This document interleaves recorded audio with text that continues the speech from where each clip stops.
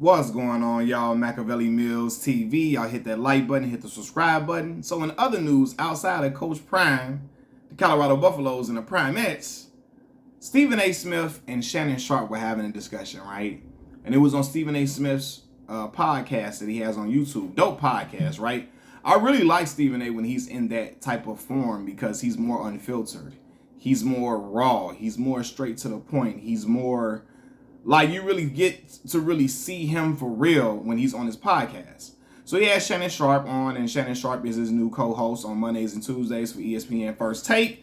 And he was asking about Shannon's departure from FS1 Undisputed.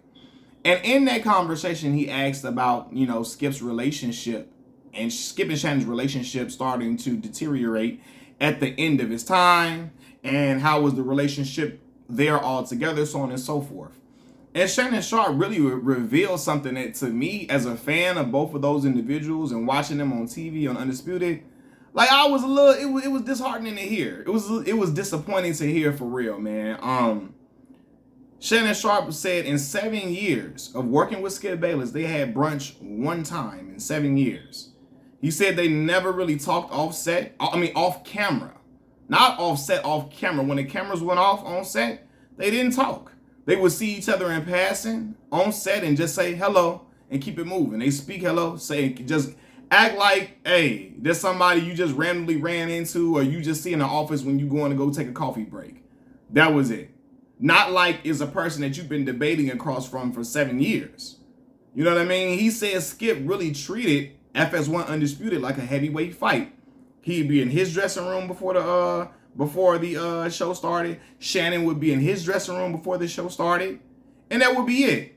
You know what I mean? He said he didn't talk to Skip. He didn't try to develop a personal relationship with Skip outside of work or off camera because he didn't get the sense that that was the type of relationship that Skip Bayless wanted. Right? And he said he wasn't going to force that on Skip. And I get that 100%. If I'm seeing somebody and we working together, and, we working together and I can sense that they really don't want any type of personal friendship outside of the cameras, outside of work relationship, I'm backing off. I'm not going to force that on you. I'm not going to try to ask you to come kick it with me time and time again. If I feel like you're kind of standoffish in that area, I'm going to let you be. So I get Shannon on that, right? But yeah, man, it's crazy though. Like he never developed a work relationship with Skip like he did with his teammates. And some would expect that to be different because football is a violent game and camaraderie is essential to a football team excelling. Shannon got 3 Super Bowl rings. I'm sorry. Got 3 Super Bowl rings. And to win a Super Bowl, y'all got to have chemistry. Right? But I'm looking at the chemistry that Skip and Shannon had on TV.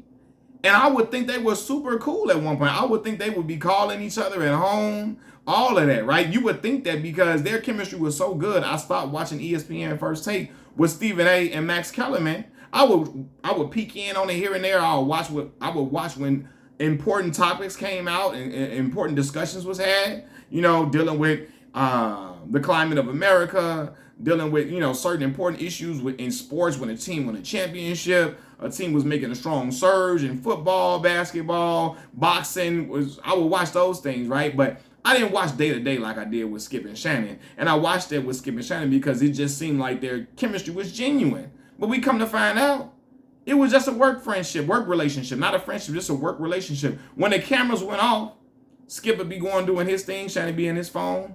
And it just what it was, man. And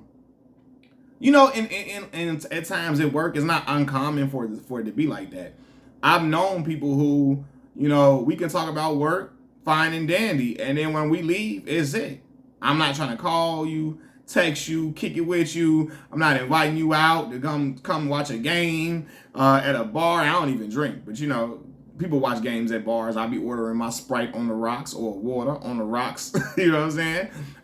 Y'all lucky they don't have the Sprite remix no more because I used to love that damn Sprite remix when I was a little shorty when I was a kid. But nonetheless, man, yeah. So it happens, but I just never would have thought it would have been that type of... I thought their dynamic was stronger than that because they work so well together. You could have fooled me I would have thought they was kicking it all the time or calling each other about certain stuff or, I would think even...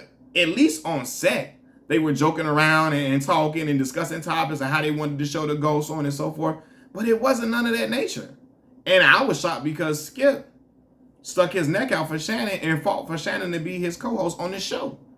You know what I mean? But like a lot of y'all said, Skip knew what type of talent Shannon was.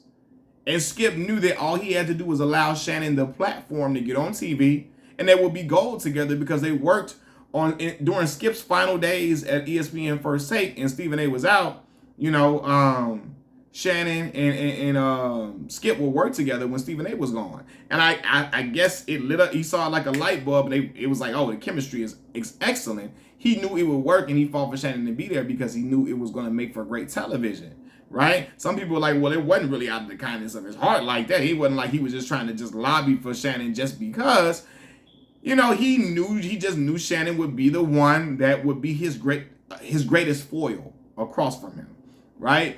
But it's just like, man, you would, again, after Skip vouching for him, you would think, oh man, it would be a great relationship, but it would just work related, period. Right? And to Skip's credit, Stephen A. Smith said that's just how Skip is. He said Skip was like that with him, and I'm assuming he probably forced it, you know, because Skip always says he loves Shannon like a brother. So maybe, not Shannon. He loves Stephen A. like a brother. Skip always says he loves Stephen A. like a brother. So maybe Stephen A. forced it. Maybe Stephen A. forced it because Stephen A. said that's just how Skip is. Skip is like that. He's gonna stay in his own world. He's gonna just be in his notes, in his dressing room. He takes this very serious. And I know Skip takes it very serious because the man said his job comes before his wife. His job he didn't have no kids because he was just that dedicated to his job. He loved what he did. He loved what he does so much. He loves it so much. He can't have too many outside distractions. And starting a family with a woman, would be a distraction for him. So I definitely believe he takes it super serious, right? You know, but I just was like, man, I was hoping that they would be even at some point, you know, super friendly with each other. You know what I mean? And Shannon talks about, hey, he appreciates Skip for giving him the opportunity and all of that. But he did say something that you really get to see, because Stephen A was pressing Shannon to get it out of him. It was Stephen A was pressing him to say what really happened, to get him to really divulge his feelings about Skip. He was pressing it. And it's something I really feel like Stephen A was trying to get Shannon to say some bad stuff about Skip in any way possible, or to reveal some drama like a talk show host does or a celebrity gossiper does. You know, because hell, it's gonna drive up the ratings for Stephen A's, drive up the viewership for Stephen A's podcast, and his viewership is already high. But I feel like Stephen A was trying to push that envelope to get him to say some stuff. Now, really, tell us how Skip really is. So, you know, he just trying to he didn't say that, but I'm just saying he was just trying to push the envelope. And then Shannon was like, listen, he doesn't like when people say Skip made him. He doesn't like that, right? Because he felt like, yo, Skip gave me the platform, but he didn't make me. He didn't come up with these stories that I have and my personality or my on-screen charisma or nothing like that. He didn't coach me up into being that, and he didn't. Shannon already had that type of charisma, that personality as a player, right? He had that type of quick comebacks and so on and so forth. That's who he was as a player. He could play the dozens with you. That's who he is. He could, you know, tell a story. That came from his upbringing with his grandmother and his grandfather, you know. So he didn't give me that. He gave me the opportunity. He granted me the chance to be on television in front of the world when Shannon lost his job with CBS, which I still feel like is dope. You fought for Shannon to be in there. And regardless, people would say, well, it's for his own gain. Hell, it made Shannon even more popular than he was as a player. A lot of people only know Shannon from being on TV. They don't even know he's a Hall of Fame tight end. People that didn't know that for years because they just used to seeing him on TV and, you know, seeing him on the memes and seeing, GIFs of him, right? They see him all on these snippets on Twitter and so on and so forth, that they used to just seeing him like that. They don't even know he really played football. They just used to seeing Uncle Shay Shay. So yeah, and it made him more famous than what he is for sure. But he like, yo, I made myself, and he doesn't like when people try to credit Skip for making him, right? He also revealed something very telling. The brother said when Skip and Shannon, when they got into it, when, you know, because Shannon was known, Skip is a LeBron criticizer, Shannon is a Tom Brady criticizer. Tom Brady had a bad game, and Shannon let it be known he played bad, and he criticized him.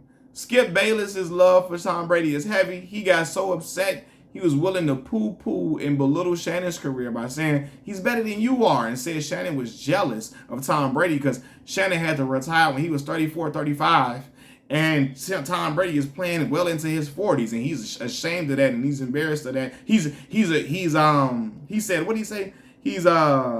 You're jealous of Tom Brady, and you know he's better than you are. And it's like, yo, and Shannon was like, yo, wait a minute, put his glasses off. He said, put your glasses back on. It was heavy that day. But he was like, yo, you willing to belittle me and poo-poo my career and act like I ain't really did too much of nothing, all to cover for Tom Brady? He like, yo, you would lost your mind. You willing to disrespect me in order to uphold him? Tom Brady, that's crazy. And I felt Shannon on that, right? But Skip revealed that after that happened, he thought about putting hands on Skip Bayless. Shannon revealed that after that happened, he was willing to put hands on Skip Bayless. And I said, ooh, that's a little deep. And when you say stuff like that, I don't know if y'all can come back together and coexist at times when you talk like that. Well, I'm not going to say that because Skip is reconciled with even Richard Sherman, who's talked crazy about him, so on and so forth. He can reconcile with a lot of people because Skip is used to being the architect of aggravation. What Charlemagne used to say, the prince of pissing people off. He would always say those type of things. So Skip is used to being that guy. But like, man, to say you wanted to put hands on him, shit, that's heavy, man. That's heavy. And to Shannon's credit, he also said that, listen, he wasn't going to let the last 7 months when him and Skip their work relationship was tumultuous. He wasn't going to let that ruin the 6 great years that they had working together, right? You know, but at that time, he said he had to talk to his sister and brother to calm him down because he was so on edge about it. He wanted to put hands on Skip. And I said, oh, man, Shannon put hands on you. That's country strong. Shannon knocking you into next year. Especially Skip, little ass. Skip is in shape, but he ain't cut up like a bag of dope like Shannon Sharpe is, man. So it was insightful to hear that information, but he spilled all the news and beans about it. So at this point, man, I feel like it was just a lot of tension in the room and it couldn't be ignored. I feel like Fox, FS1 noticed the tension, and I feel like they were looking at Shannon like he was, I don't know, maybe they looked at him as the aggressor because he's a big, strong black dude. They're looking like, yo, you got to go, okay? Because it's looking like it's too much tension in here. I don't know if we can make it this long. They probably told him, hey, you got to go, you know, or they gave him a low ball offer or something, and he's just like, I'm done with it. I got to walk away. So y'all let me know what y'all think about this video in the comment section below. What y'all think about this topic. Machiavelli Mills TV. Hit the like button, hit the subscribe button. Once again, I'm out. Peace.